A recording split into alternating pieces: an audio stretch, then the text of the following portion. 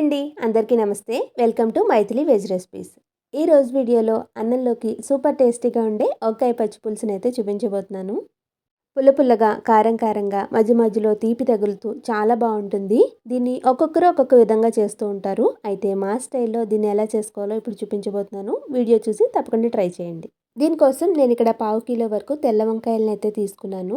వీటిని బాగా కడుక్కుని పైన కొంచెం నూనెనైతే రాసుకోవాలి. బాగా పెద్దగా ఉన్న వంకాయలు కాకుండా కొంచెం మీడియం సైజులో ఉండే కాయల్ని తీసుకుంటే గింజలు అనేవి తక్కువగా ఉంటాయి. ఇప్పుడు స్టవ్ మీద ఇలాంటి చట్రం లాంటిది ఒకటి పెట్టుకుని దాని మీద మనం నూనె రాసి పెట్టుకున్న వంకాయల్ని పెట్టుకుని అటు ఇటు తిప్పుకుంటూ వంకాయ పూర్తిగా నల్లగా అయ్యేంత వరకు మీడియం ఫ్లేమ్ మీద పెట్టుకుని కాల్చుకోవాలి. చూసారు కదా, ఇలా బాగా కాలాలన్నమాట. ఇప్పుడు దీనిపైన ఇవి వేడిగా ఉండగానే కొంచెం నీళ్ళనైతే చల్లుకోవాలి. అప్పుడు తొక్క అనేది మనకి చాలా ఈజీగా తీసుకోవడానికి వస్తుంది.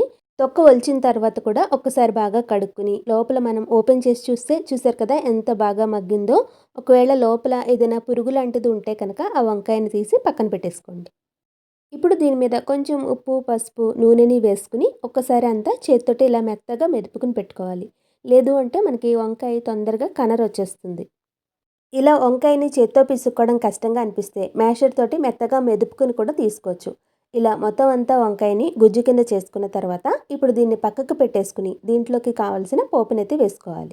పాన్లోకి 1 టేబుల్ స్పూన్ నూనెని వేసుకుని నూనె కాగిన తర్వాత కొద్దిగా మెంతులు, 1/2 టీ స్పూన్ ఆవాలు, 1/2 టీ స్పూన్ జీలకర్రని వేసుకుని ఆవాలు చిటపటమనేటప్పుడు దీంట్లోకి 5-6 పచ్చిమిర్చిని ఇలా చిన్న చిన్న ముక్కల కింద కట్ చేసుకుని వేసుకోవాలి.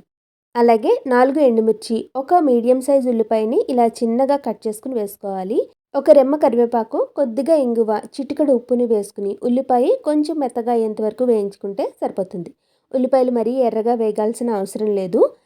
మీకు పచ్చి ఉల్లిపాయ ఫ్లేవర్ నచ్చుతుంది అనుకుంటే చాలామంది దీంట్లో పచ్చి ఉల్లిపాయలను కూడా వేసుకుంటారు. మీరు అలా కూడా వేసుకుని చేసుకోవచ్చు.